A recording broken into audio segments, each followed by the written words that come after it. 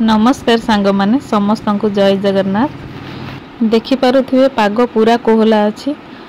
आज सकाळु पूरा वर्षा लागिकी रही सहित हल्का हल्का पवन भी दौची। वर्षा हेले चारिपटर वातावरण केते सुंदर देखा जाउची। देखंतु वर्षा पई आम गाँ दांडरे केते पानी हो जाइए। देखंतु एही भली ठंडा ठंडा पागरे मोर कहीं इच्छा है चा सहित पारुटी खाइबाकू। वर्तमान तो 5टा बाजी गलानी।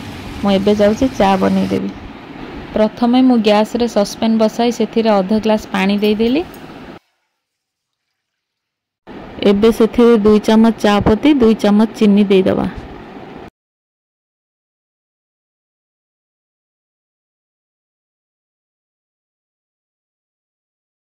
छोट खंडे अदा 2टी गुजराती कुटिकी से देदबा।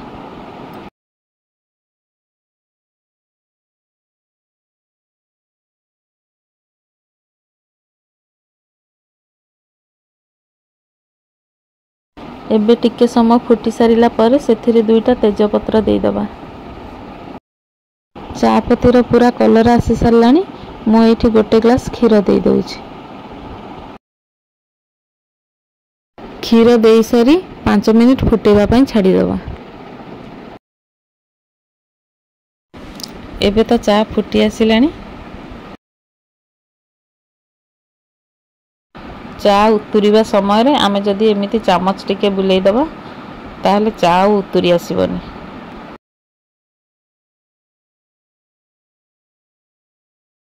एबे रेडी हे गला हमर चा।